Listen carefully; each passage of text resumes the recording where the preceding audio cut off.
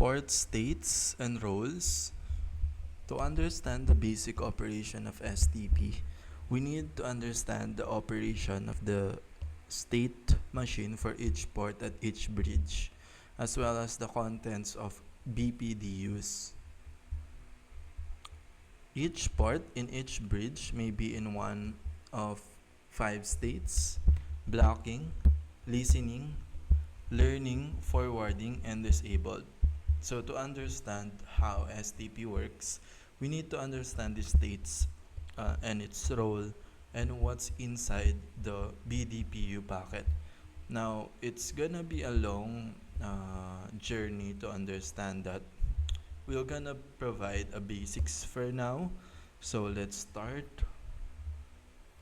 The normal transitions for ports on the spanning tree are indicated in figure 3.14 by solid arrows, and the smaller arrows with dashed lines indicate changes due to administrative configuration.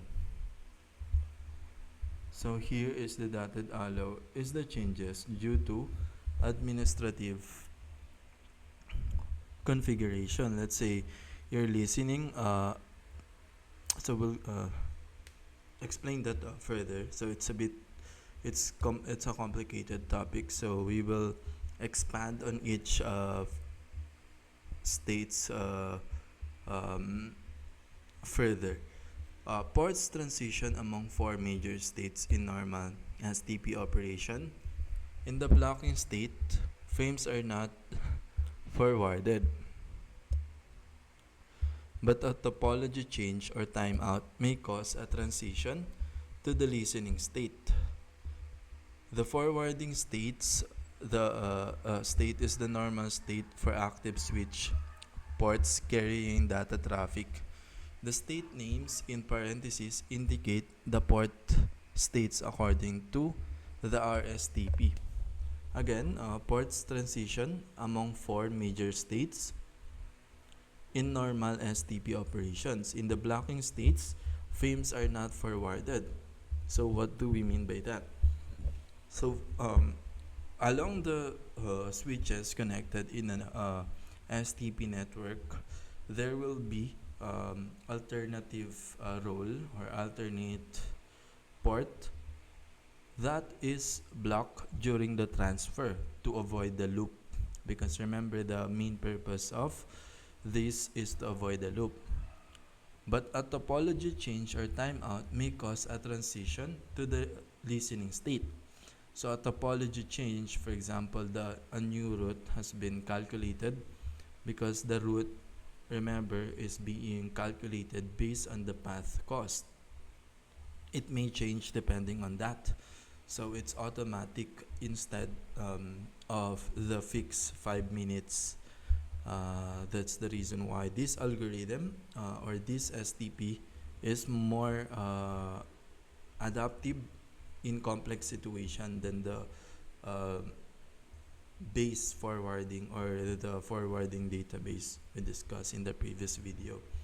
The forwarding state is the normal state for active switch ports carrying data traffic. So the forwarding state, which is this, is the state for a port that's carrying the data. For example, that is the shortest path within that network to accommodate that data. Therefore, that will be the port in use, or from that switch, that will be the port in use to carry that packet.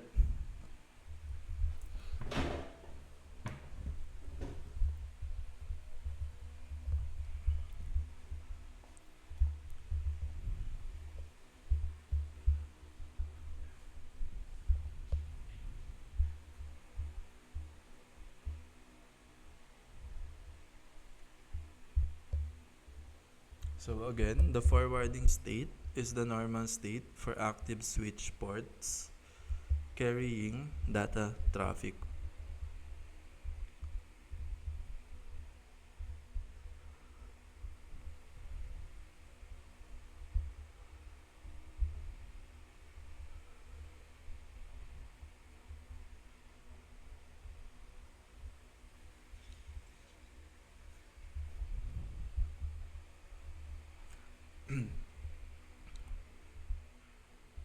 The state names, sorry about that, the state names in parentheses indicate the port states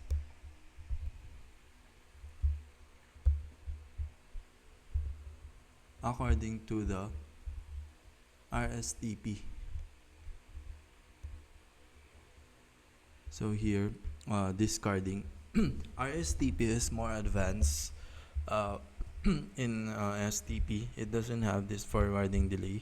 So for RSTP, it removes the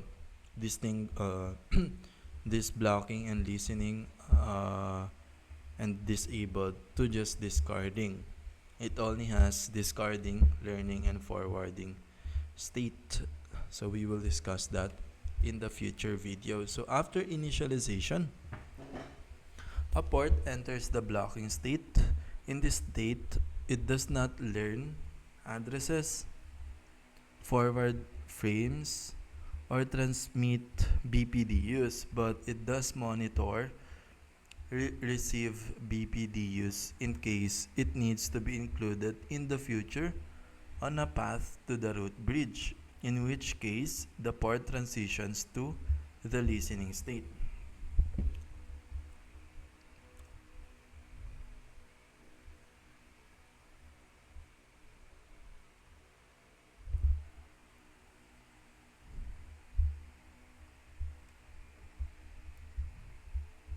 So in this blocking state, it does not learn the address. Later we will see how the switch actually have memory and CPU that allows it to learn addresses. We will see the exact code. It uses hash table to store this data, but it does monitor receive BPDUs in case it needs to be included in the future on a path to the root bridge, in which case the port transition to the listening state. So after it records this to be included on a path on the future in case it needs it, after that it will go to the listening state. So there will be time delay of 20 seconds, of course, before it goes to the listening state. In the listening state, the port is now permitted to send as well as receive BPDUs but not learn addresses or forward data. So at this state, you're now able to send or receive a packet from port that you want, but not yet learn or forward the data. So after a typical forwarding delay timeout of 15 seconds, here, a port enters the learning state. Here it is permitted to do all procedures except forward data. It waits another forwarding delay before entering the forwarding state. So it waits, it has a forwarding delay before it can be forwarded and commencing to forward frame. So for learning, obviously from the word itself, this is where you save the MAC address or save or learn the address. So related to the port state machine, each port is said to have role. The terminology becomes more important with RSTP, which we're gonna discuss in the future video. A port may have the role of root port, designated port, alternate port, or backup port. Root ports are those ports at the end of an edge on the spanning tree, headed toward the root. So remember, the root also changed depending on the cost, because we want to try to find the shortest path, kind of like the Dijkstra algorithm that we discussed in the previous video. So this change depending on who send the packet. Designated ports are ports in the forwarding state, acting as the port on the least cost path to the root from the attached segment.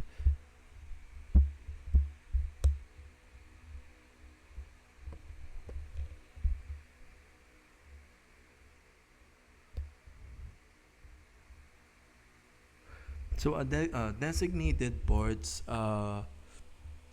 it usually defined, or it is defined as the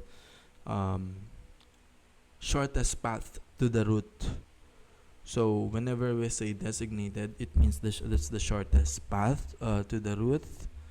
Alternate ports or other ports on an attached segment that could also reach the root but at a higher cost.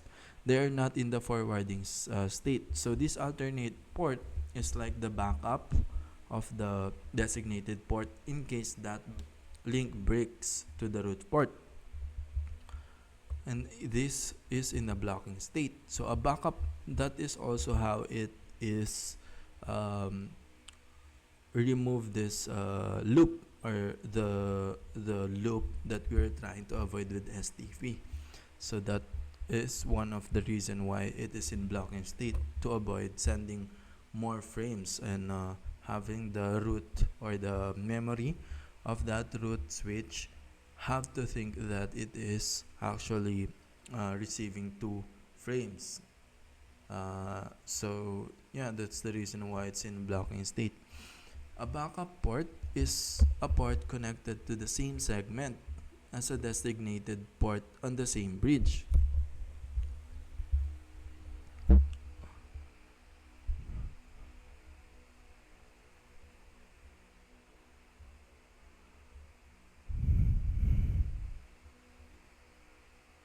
So a backup port is a port connected to the same segment as a designated port on the same bridge.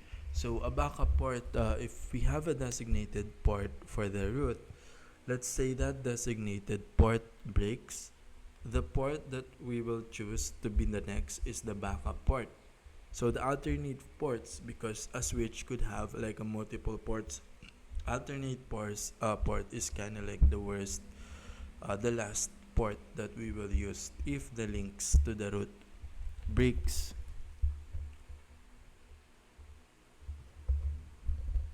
Thus, backup ports could easily take over for a failing designated port without disrupting any of the rest of the spanning tree topology, but do not offer an alternate path to the root should the entire bridge fail. So it does not provide an alternate route to the root in case the entire bridge fail, unlike the alternate port. So this scenario, for example, you have a Linux bridge software switch, and we create a master. We band them in BR0. We have now ETH0, which is our wired NIC in our Wi-Fi. WLAN 0, our wireless NIC. So these are the practical example. Both interfaces are enslaved to BR0, meaning the kernel treats them as bridge ports, layer 2 switch ports. If both ETH0 and WLAN 0 connect to the same physical LAN, say your converged home router, then from the perspective of the LAN, the two interfaces are redundant paths into the same broadcast domains. So let's say this ETH0 and WLAN 0 connect to the same physical LAN, then from the perspective of the WLAN in your home, the two interfaces are redundant paths into the same broadcast domain, which can cause loops if frames are forwarded between them. That's why Linux bridge driver, when STP is on, activates the spanning tree protocol. So let's say we activate the spanning or STP in Linux. So both reach the same upstream switch, means your converged router or access point is acting as the upstream switch. So the top here. So ETH0 and WLAN 0 both go to the same network segment. So your Linux, these are the Linux bridge at the bottom, sees both interface carrying the same LANs, BPDUs from the converged router or from itself. So this ETH0 and WLAN 0 carry both the BPDU frame, which what we want to discuss or to understand, if for us to understand this STP. Now STP detects redundant path and blocks one. So because you activate Linux, let's say both sends like BPDU or broadcast, it Linux will detect it and block the longer path or longer cost path. So STP still listens on block ports but stop forwarding user traffic. So the BR0 or Linux bridge still listen, for example, ETH0 after WLAN 0, but it stopped forwarding the traffic if the same BPDU are being sent by WLAN 0. When a port is in the blocking state, the Linux bridge still receives BPDU and other control frames. It still transmits its own BPDUs, but it does not forward regular user frames like ARP, IP, DHCP. It does not learn MAC address from user traffic on that port. So that's what we mean when we say that the port is in blocking state. It still receive sender and receiver, and then it still transmit BPDU, but it is not able to forward frames. So it won't cause loop in the system. So this let the bridge keep monitoring the link. So the reason why they still receive and they still transmit is to monitor the link. If the active port fails, like for example the ETH0, we're getting the path from ETH0, it can reactivate this block 1. So that's the reason why it still transmit its own BDU. So basically, this actually does this via broadcast. So let's say you want to find the shortest path.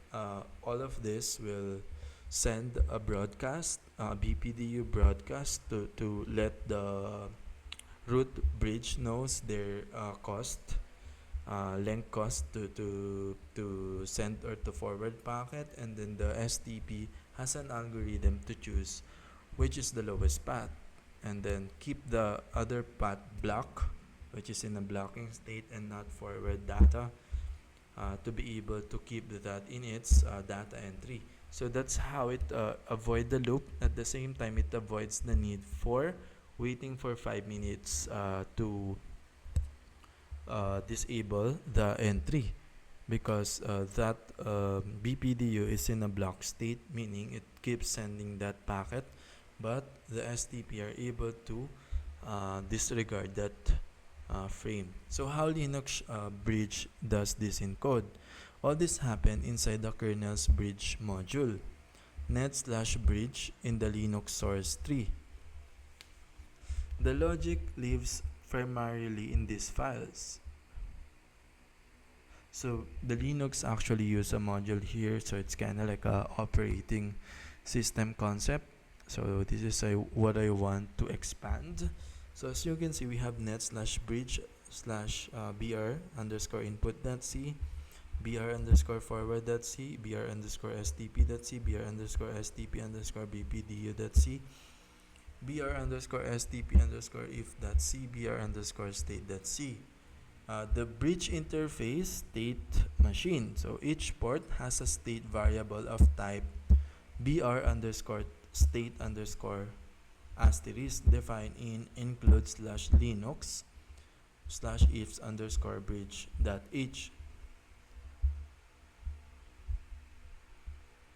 So each port will have a state variable in this code, the br_state, defined in include/linux/if_bridge.h. So it's actually part of this net_bridge_br_state.c.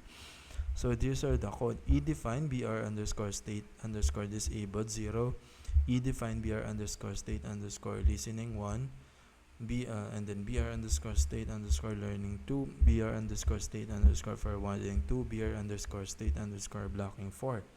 The STP algorithm, which is the br_stp.c, which is this, updates the states when it decides whether the port is root, designated, or alternate.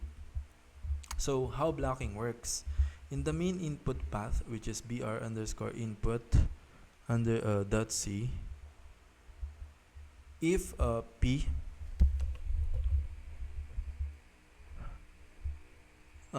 state is equals to br underscore state underscore blocking, or inside only allow BPDUs to be processed. If not is underscore BPDU SKB, return rx underscore handler underscore consume.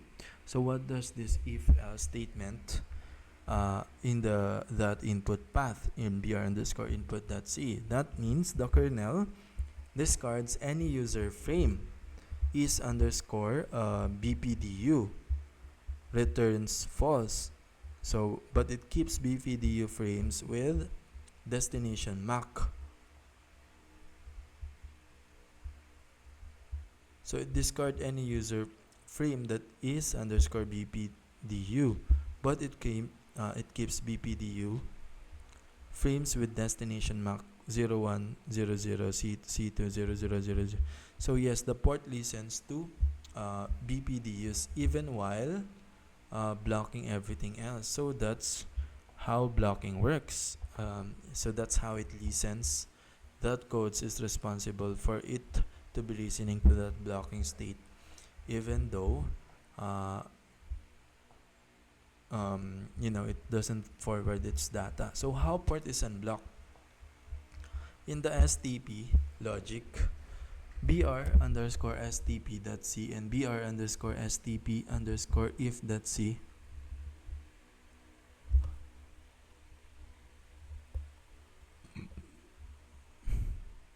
so here it's part of the net underscore bridge. Sorry about that. So in the STP logic, br underscore stp.c and br underscore stp underscore if.c, when the bridge detects that the previously active link has failed or the root path caused change, it runs br underscore port underscore state underscore selection argument br that recomputes roles and may transition a block port through blocking plus listening, blocking to listening to learning to forwarding. So this code, this .c code in net/bridge are responsible for recomputing and detecting the previously active link has failed or the root path cost has changed. So this is done with timers. Hello time, forward delay defined in the BPDU parameters, which we will discuss later. So BPDU generation and reception.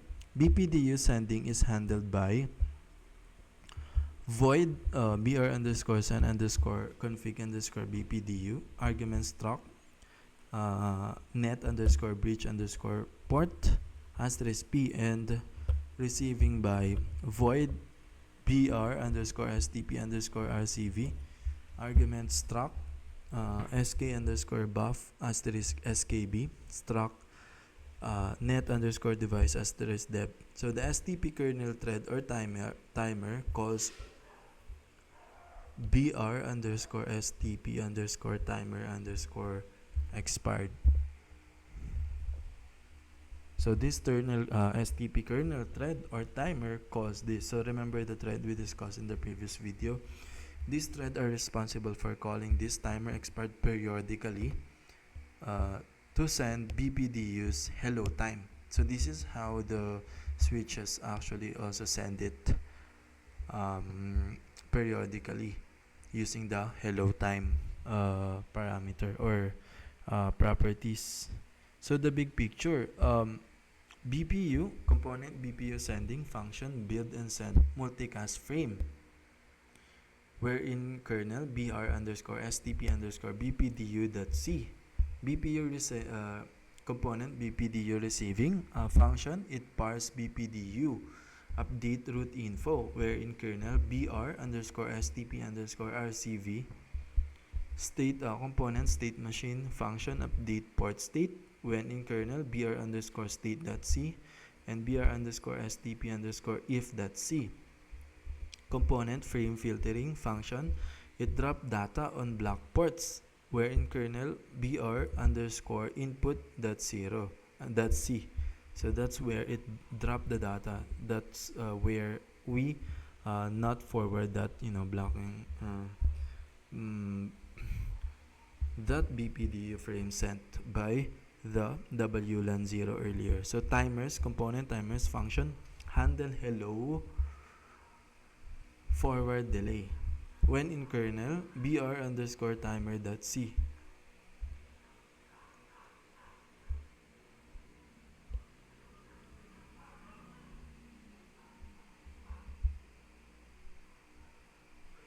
So the bridge kernel module uses per port state flags and special checks in the RX/TX paths to enforce blocking and forwarding. So the br underscore timer .c that we have in the kernel earlier are actually what determined the forwarding delay. We discussed. Let me just check that.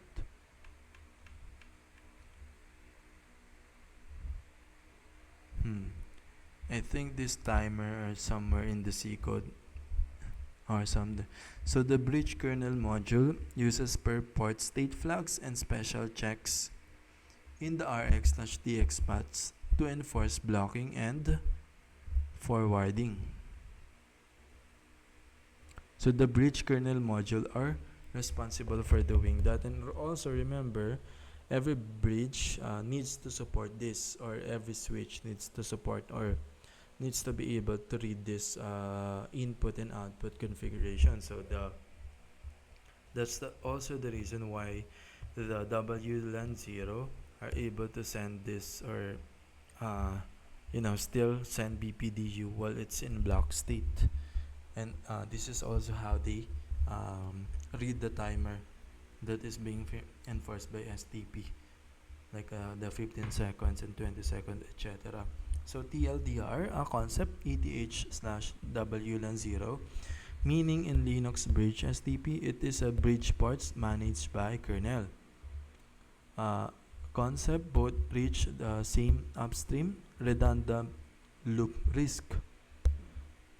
So if two like that WLAN 0 and ETH 0 reach the same root, it means that it is trying to create paths for that loop. Block port, it drops user frames but keeps listening for BPDUs.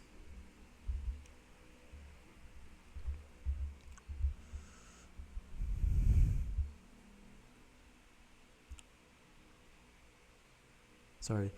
For STP active, it means that the kernel bridge sends or receive PDUs. So that's what we mean if the STP is active.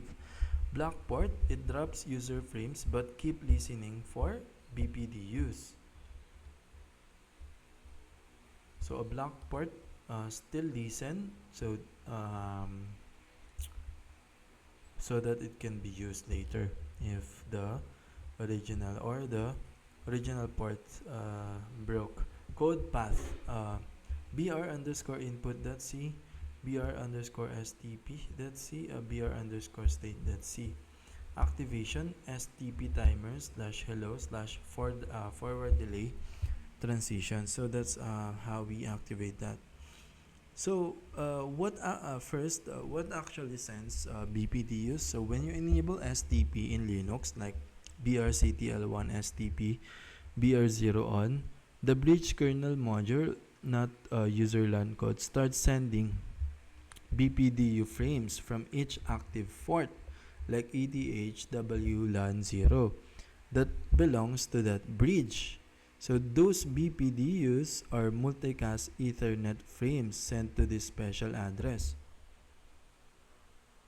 So when we enable the STP earlier, it actually starts sending BPDU frames to that active port, which is ETH0 and WLAN 0. That belongs to that Linux.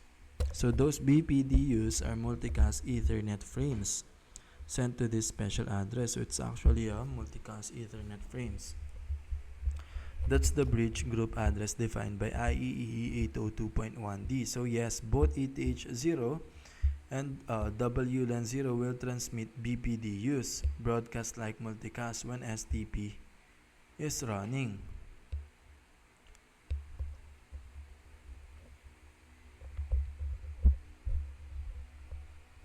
So what happened next? Loop prevention and blocking. If your Linux bridge has both ETH0 and WLAN 0 connected to the same LAN, say your converged Wi-Fi, and Ethernet both reach the same upstream switch, then both interfaces will hear each other's BPDUs. So STP will realize that sending user traffic on both paths would cause a loop.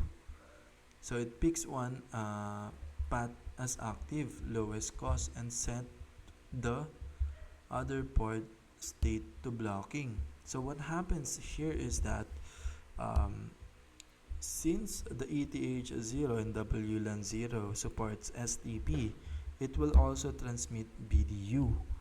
Now both of that interfaces will hear each other's BPDU.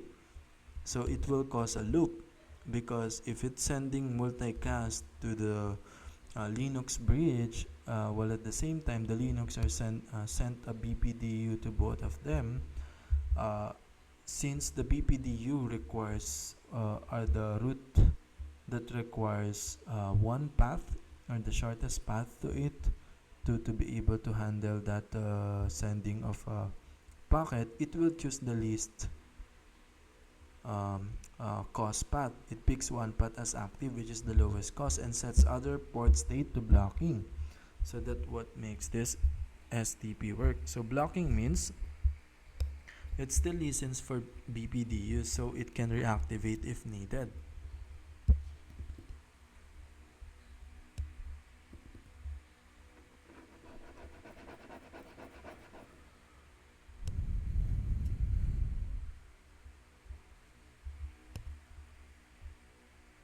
But it stops forwarding user traffic like IP packets, ARP, etc.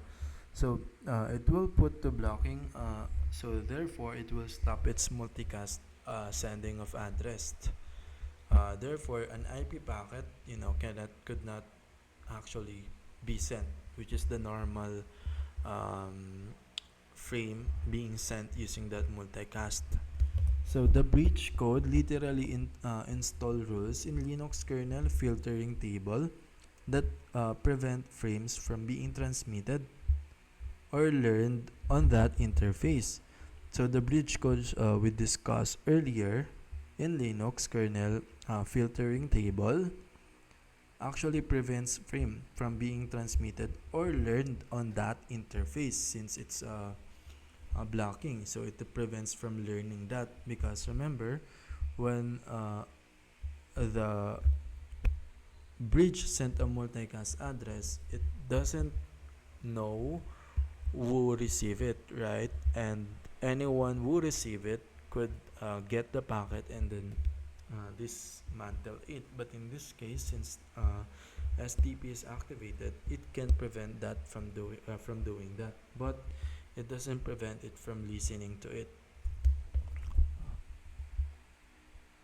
So the BPDU life cycle. So who sends and how it propagates. So let's walk through the section with picture in mind. So our root election. Every switch or Linux bridge start by assuming it's the root and sends BPDU. So every switch in the network, such as those in WLAN 0 and ETH0 and the actual root, each one sent a multicast address. So every switch for Linux bridge start by assuming it's the root and sends BPDU with root ID. So that's the key. All of them will assume that they are the root, and each will send BPDUs with root ID at first, but after that, the root will actually prevail based on the information of each BPDU sent by each switch. So this field, for example, root ID, itself and a priority plus MAC, bridge ID itself, root path cost 0, port ID, ID of the sending port. So whoever hears a lower root ID, like lower priority, better. If tie, lower MAC. So whoever hears, for example, one receive a lower root ID, it will determine the initial analysis. So if they are tie, they will choose the lower MAC address. So that's kind of arbitrary, but it rarely happens. Usually it based on priority. Now it adopts that as the new root and update its own BPDUs. So it will compare. All the switch has the capability to compare if they are not the lower root priority. Therefore, they will update their table. So their table actually has its own CPU and memory that allows them to do that. So root bridge equals switch with the lowest bridge ID, which is the priority plus MAC. So that's how it dynamically calculate the root bridge depending on who send the packet in the network, because root bridge or the root bridge or switch will depends on where it was sent in the network. So MAC isn't your random in this context. It's unique and stable. If all switches have the same priority, default 32768, MAC becomes the tiebreaker. So what if they have all the same priority? Good question. The MAC address provided by the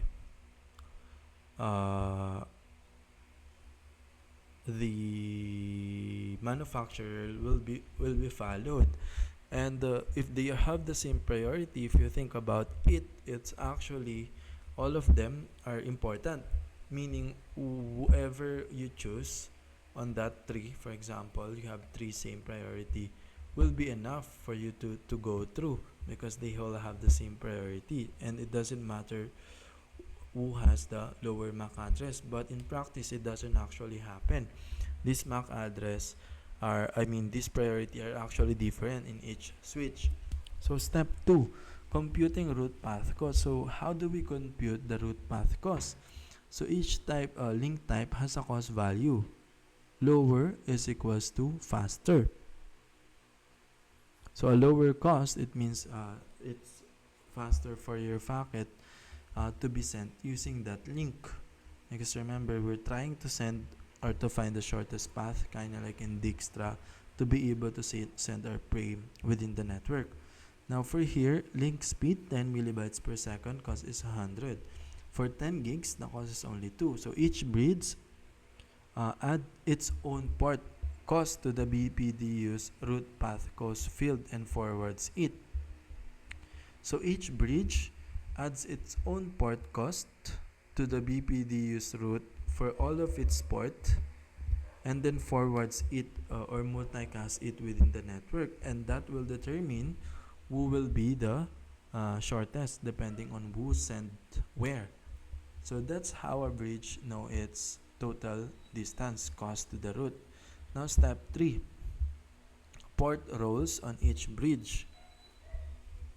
So port role, root port function, port on each non-root bridge with the lowest total cost path to the root. So port role, root port. What's the function of root port?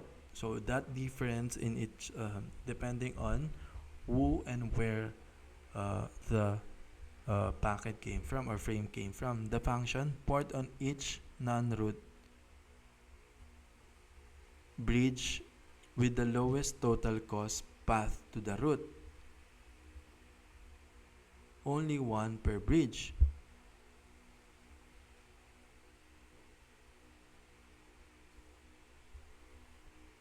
So a root port is the port on each non-root bridge with the lowest total cost path to the root. So that's actually what's the root port. It's not the actual port of the currently bridge port. The root port is the non-root port or non-root switch or non-root bridge that has the port of a non-root bridge that has the lowest cost path to the root. So it only one per bridge. So bridge only have one route because a bridge could have multiple ports. So they only have one lowest cost path to the route, to the actual root bridge. And then the root bridge now will decide based on that non-root port's route is the lowest among all, and it will choose that link. Designated port. Port that provides the best path from that LAN segment toward the route, usually the upstream facing port. So again, a designated port is a port that provides the best path from that LAN segment toward the route, usually the upstream facing port. So the designated port,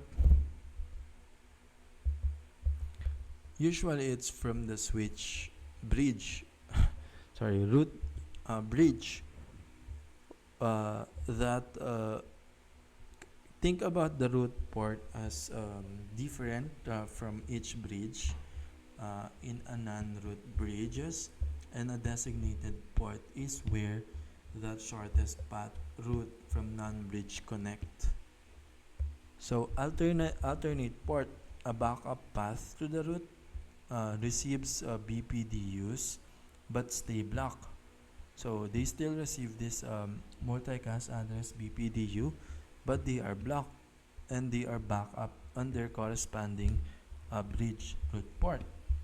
A backup port, a backup to a designated port on the same segment, which is rare in same switch.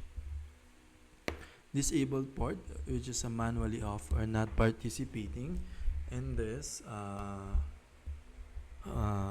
STP network. So yes, every port on the root bridge is designated even if it has 1000 ports, because by definition the root bridge ports are the best possible path from their segment to the root. So basically a designated port, since that's where the root of the non-root bridge connect, all of them is called a designated port since it is from the root bridge. So this designated port change as the sending packet, who sends and where the sender came. VLANs and per VLAN STP. So each VLAN treated as its own separate logic LAN with its own STP instance and possibly its own root bridge.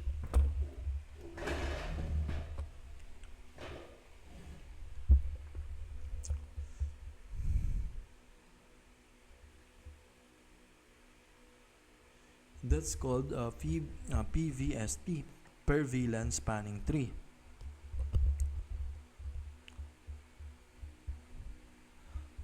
So PVST, we will discuss this later. We could have an STP, an own instance of STP in each VLAN, and that perform different, like they have their own separate container that are separate network. So if your switch handles VLAN 10, 20, 30, STP runs separately for each.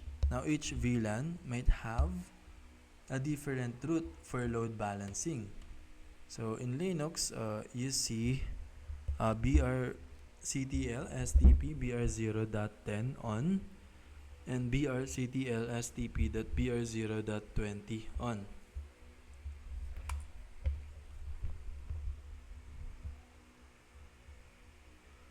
where BPDU live in the frame from your quoted section.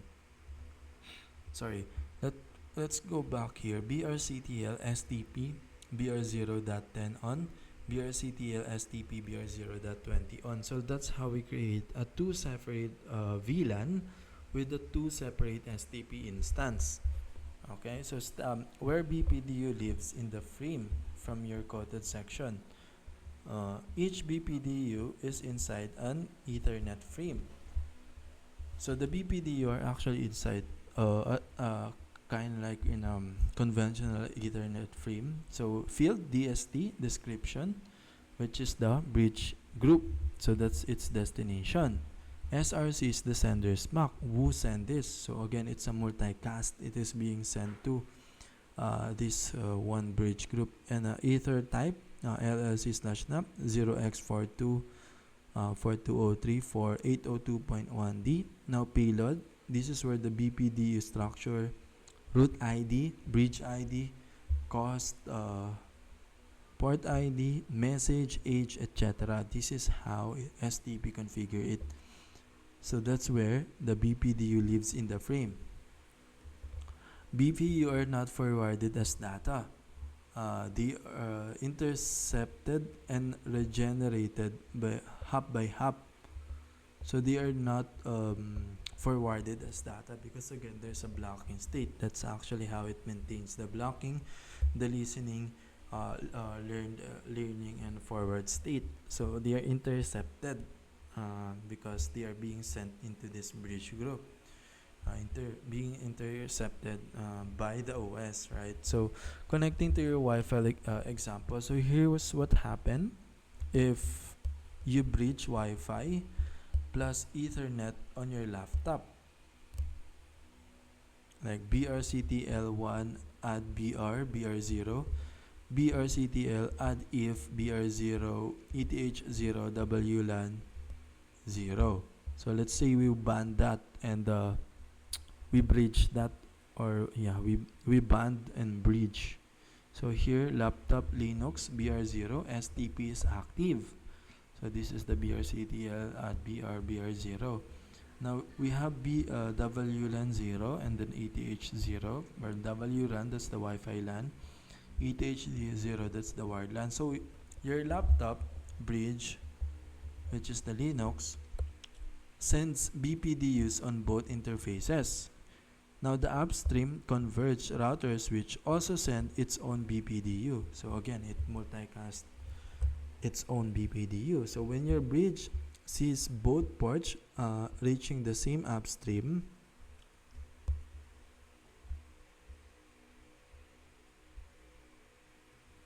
so it means you have a duplicate root BPDU. So you're gonna see that root in the root ID. It blocks one interface, say WLAN 0, to prevent a loop. So when this laptop receive that from Converge, the BPDU, it will block one to be able to only accept from the lowest cost, which is the Ethernet. That's why when you connect your Ethernet cable to your laptop, it's faster in consuming data. So when your your laptop bridge send BPDUs in both interfaces, the upstream converged router or switch also send its own BPDUs. When your bridge sees both ports reaching the same upstream,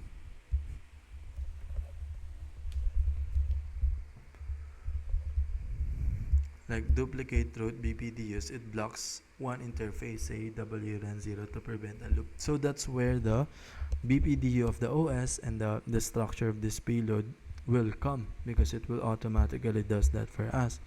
If the wired link fails, the bridge automatically unblock the WLAN 0 and traffic continues seamlessly. So this is also how when you, for example, when your Ethernet cable has been cut, meaning it blocked, it automatically use the Wi-Fi, because that connection are just blocked. It is not being cut off.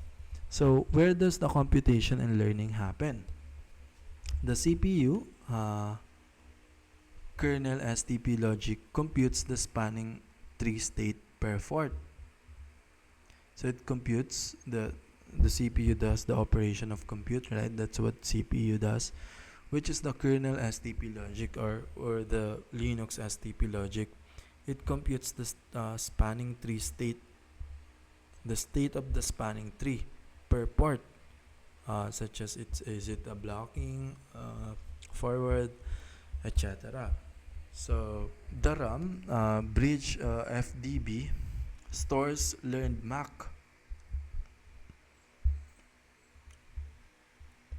So the bridge FDB is actually being handled by virtual memory of Linux.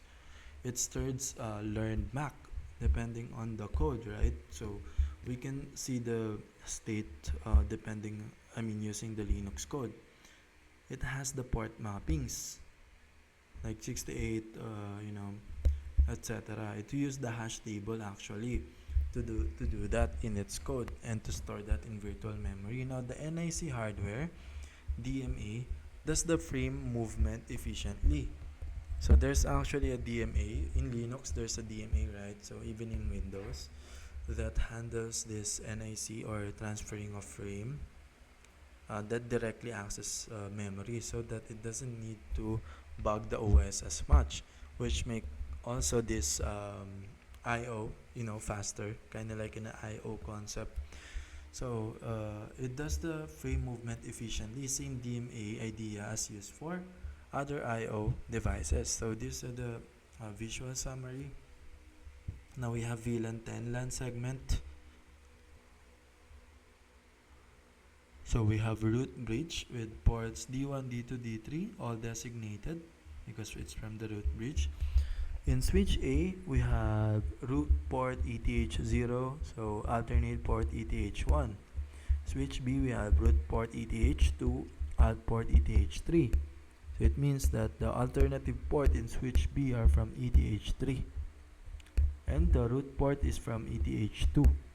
Notice it's not from ETH1.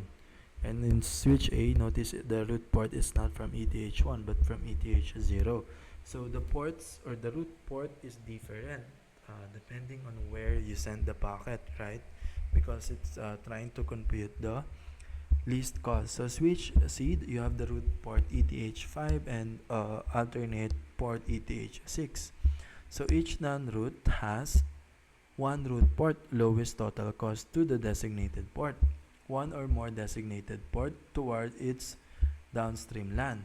So a designated port is kind of like for its downstream.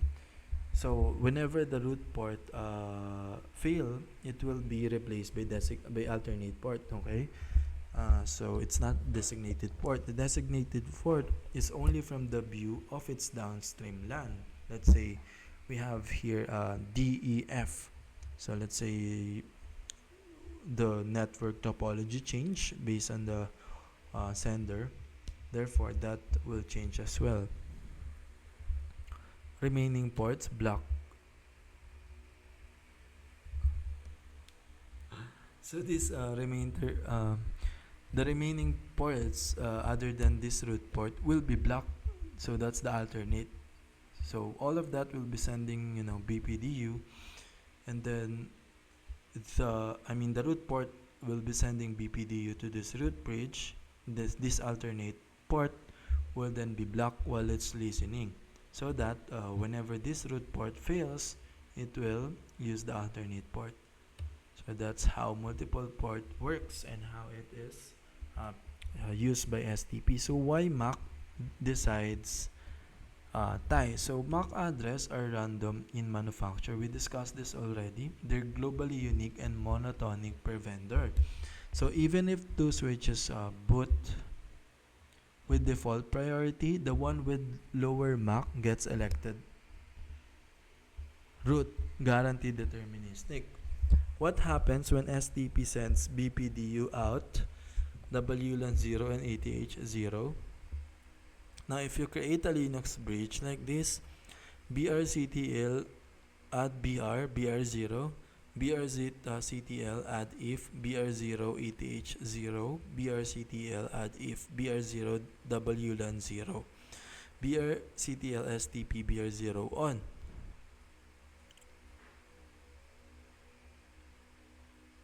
So what if you create this topology with the BR0 as its master, and we activate STP via BRCTL STP BR0 on?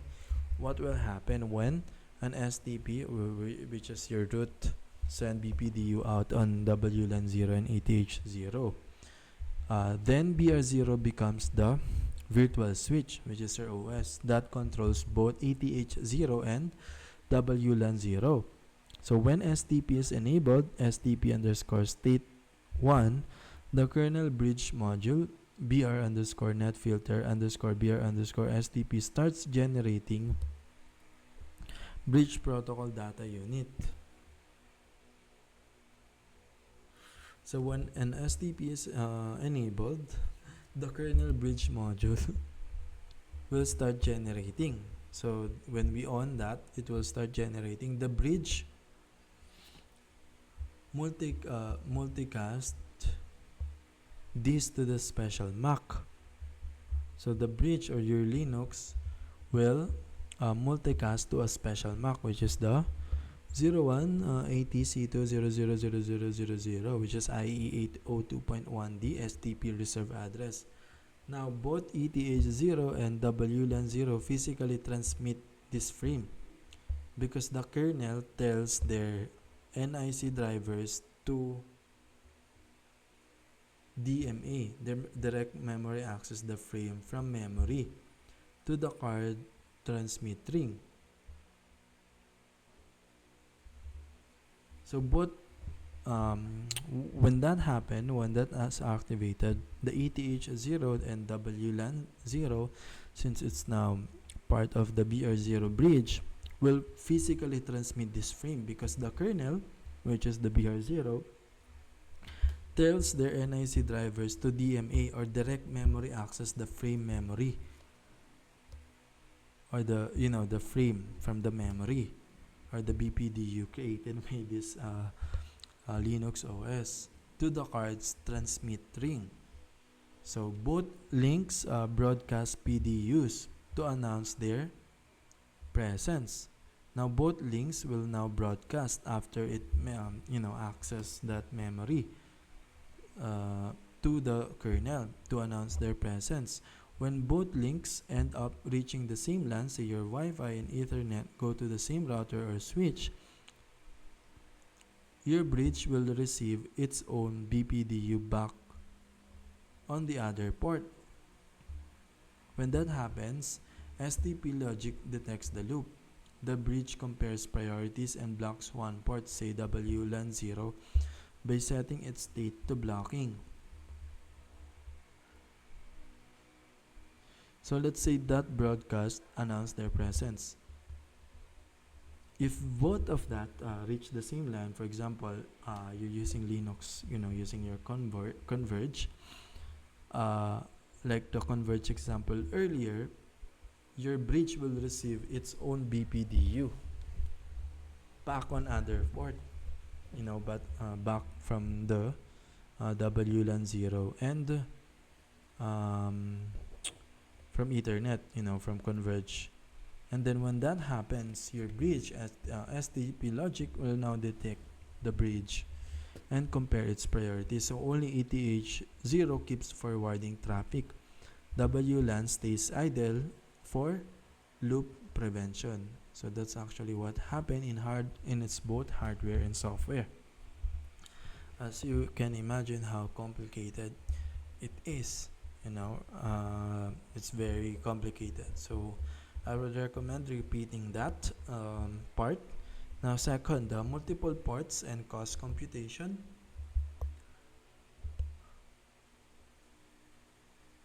Each bridge switch can have many ports, each connected to a different cable, like VLAN or trunk.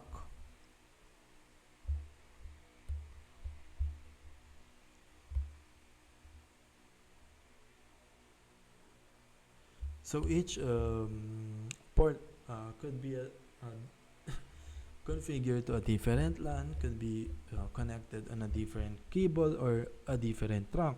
Now each port keeps track of the receive BPDU, which bridge sent it, its root ID, and its total path cost, which your Linux sent using uh,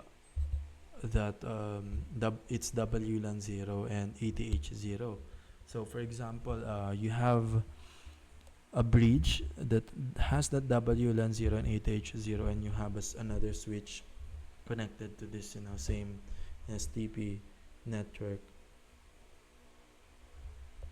That switch A will receive the BPDU of that ETH 0 and WLAN 0, which bridge sent its root ID and its total path cost to each of that non-root, which is switch A, switch B, and switch C. Now its own link cost based on bandwidth, like 100 Mbps equals to 19 and 1 gig. So this is also how you interconnect different bandwidth, with different VLAN in different networks. It also how you are able to connect like Wi-Fi from 100 Mbps residential to a 1 gigabytes Mbps residential through this automatic computation by STP. Now, when a BPDU arrives, like BPDU says root bridge ID is equals to root 32768.00, path cost equals to 0. Now, your switch adds its own port cost, say 4. Now, the total will be 4. So now it believes its cost units away from the root, or if it's 4 cost units away from the root. If that same switch receives another BPDU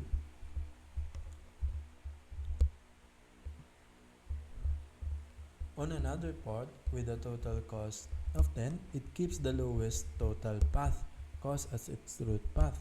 So after, like for example, your Converge Linux sent to switch A, and it sent the 4, and then it sent a switch, since it multicast the BPDU to switch B, and the switch B sent 10, it will save the 4 instead of 10. That's how the bridge are set up. So yes, a switch can have many links to the root, but only the lowest cost one becomes the root port, and therefore that's the only one forwarding packet. Other link will be blocked. Others are alternate ports, including in blocking state. So other root port will be the alternate port of that designated port. Now root versus designated port. So here's the difference in plain language. Root port role, it belongs to non-root bridge, meaning this is my best way up toward the root bridge.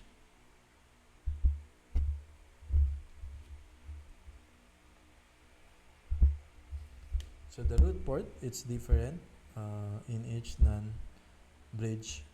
non-root bridge. This is its best way to its designated port of the root bridge, currently root bridge. Now designated port, any bridge including the root. So even the non-root has designated port if it has a switch below it. Now meaning I am responsible for forwarding traffic onto this segment. So meaning that port is what your OS or the switch will use to receive the packet, which is the designated port from other root node or non-root bridge root node. Alternate port, non-root bridge. So I could reach the root this way, but it cause a loop, so I'm blocked. So this is the alternate port. It is not included in the root switch or root bridge. It is only included in non-root bridge because these are currently blocked, since the root bridge are what being compared from different ports by the designated port to be connected to. So it's currently blocked, but it can be used as an alternative if its root port failed. So root bridge is equals to ports are all ports in root bridge are designated ports. It's the top of the tree. Nothing is upstream from it. So nothing is upstream from it. That's also how this STP works. That it's makes it able to adopt is because nothing is above the root bridge. There can only be one root bridge per uh, uh, STP instance. Now switch A, non-root, has a root port best path up and may have several designated ports leading to other switches downstream. So why there can be multiple designated ports? Because each LAN must have one designated port.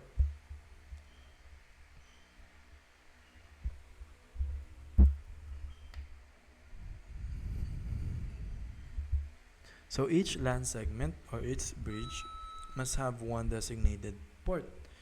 If a switch connects to 3 different LANs or segments, then it's the designated port for each of them.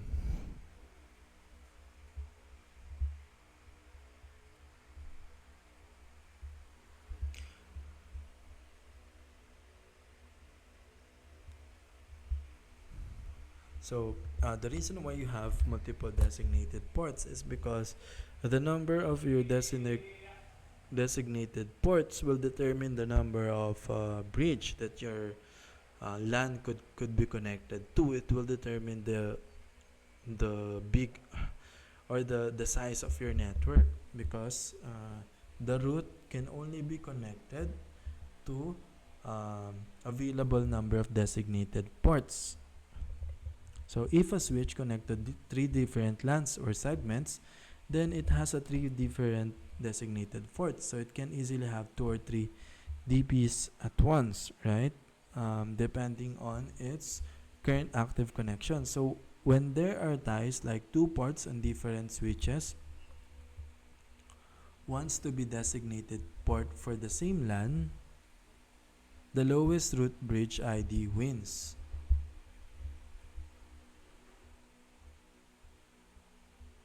So let's say you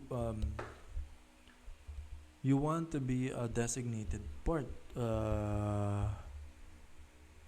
in the competing, like want to be a designated for the same LAN. The lowest root bridge ID wins because we want to minimize the path. For example, the switch A wants to know what its designated port will be able to connect to switch D. It needs, whoever has the lowest root bridge ID wins. So if same, like lowest path cost wins. So if has the same root bridge ID, the lowest path cost.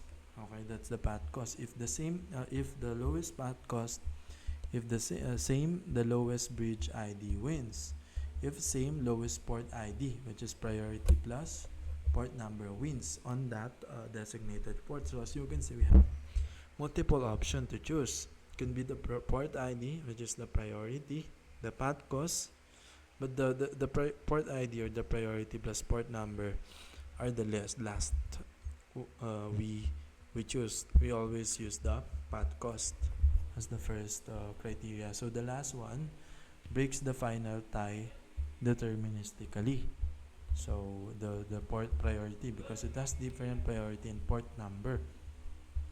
So you are sure that you have to choose one designated port to be connected to it. Now about MAC and bridge ID, you're right, MAC addresses are arbitrary, burned by manufacturers. They're not random but unique. STP uses the lowest MAC within equal priority only as a tiebreaker.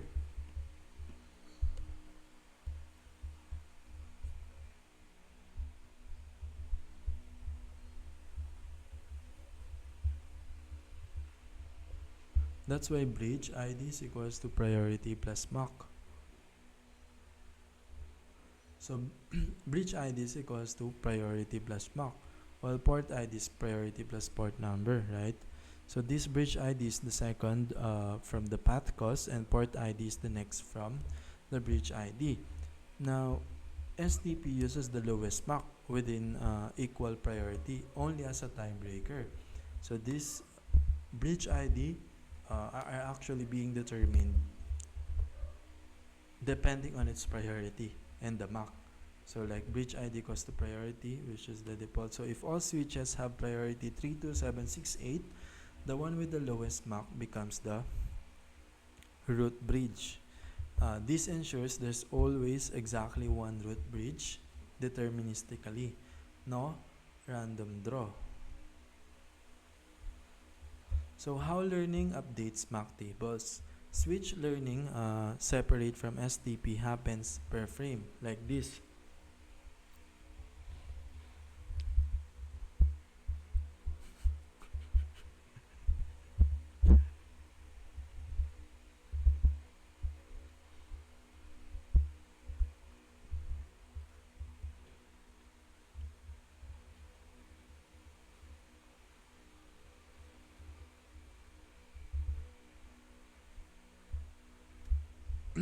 So how does switch learning are different from STP or separate from STP?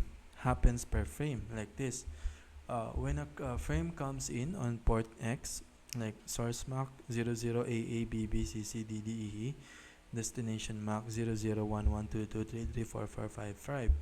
So the bridge kernel code runs something like this.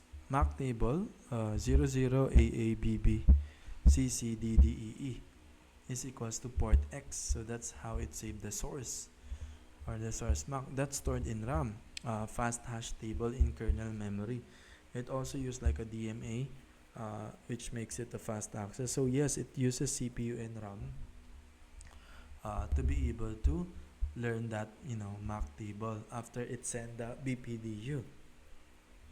So DMA from NIC just moves the raw packet.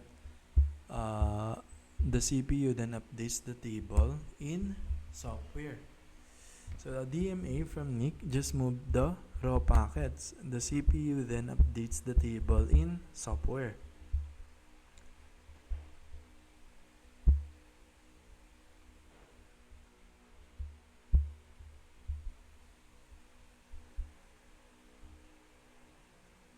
So DMA from NIC, what it does, it just moves the packet, the raw packet, while the CPU does the computation, kind of like the network side, how it forwards data is being done by this DMA from NIC. It's also how it makes it fast to access the memory. So VLAN and STP. Each VLAN can run its own STP instance called PVST or MSTP. That means each VLAN can have its own root bridge, which is where the designated ports came, which all the each non-root bridge root ID will connect. BPDUs are tagged for that VLAN, so it will have that unique BPDUs for that VLAN, and then bridges keep separate trees per VLAN. Now these bridges, root bridge will keep a separate trees in each of this VLAN. That's what it makes its own STP instance. So a port may be forwarding in VLAN 10 but blocking in VLAN 20. That's how you separate the forwarding and blocking in different VLAN. So forwarding happens because forwarding equals to the port is active in the tree. It doesn't mean VLAN or routing, it just means that port can forward data frames, it can send or receive BPDUs, and is part of the active loop-free topology. Now NIC DMA, yes, same DMA concept. It's the same as the IO we discussed in the previous video. NIC DMA, direct memory access, means the NIC copies frame directly from the kernel memory to hardware buffers. So the NIC copies it. So the exact instead of like the DMA copying data for IO devices, which makes it fast, the save, here it is being done by network It's copying it from memory and then putting it to hardware buffers or CPU for fast execution. Now, without CPU moving every byte manually, STP frames or BPDU are generated in kernel memory. Sorry, without CPU moving every byte manually, it is being done by NIC DMA. So another thing is that what made it possible is the CPU and memory, or it is a kind of computer itself that makes this STP possible. And also remember, one of the innovation of the century is the computer, which we discussed in the previous video. So STP, sorry about that, frames, BPDUs. So the STP frames, which is the BPDUs, are generated in kernel memory. Then the NIC driver uses the DMA to put them on the wire on the CPU. So it is generated in memory of the switch. I mean, the switch could be the Linux, right? So yeah, you can use that CPU and memory. But if it even in the normal switch, it has that CPU and memory concept and NIC DMA. So summary flow, let's put the whole STP operation in algorithmic form. Root bridge starts, it send BPDU, like the root ID, self, cost equals to 0, out all DPs, and every other switch on receiving BPDU. If root ID is less than current underscore root, update root ID. It will record sender port as candidate root port. If the root ID received from this root bridge is less than, the current root on this switch, it will update it, the root ID, record sender port as candidate root port, compute total cost, which is the receive cost plus port cost. So that's how you compute 0 plus 4. For example, the switch has port. If total cost is current best underscore cost, set the root port equals to this port. So we have a current underscore best cost among those. So for example, switch B has 10. Therefore, the best cost will be 4, right? The one example earlier. Propagate. Send the BPDU root ID total cost out designated ports. Then after that, it will send the BPDU root ID, the cost, out to designated ports, which we got earlier from the root bridge. So the root bridge send the BPDU first, and then the switch A reply to that root bridge, and then the switch A block its own alternate ports. So that's what happened. It is sending a multicast and then receiving, and because it is able to do that because it is an STP supported switch.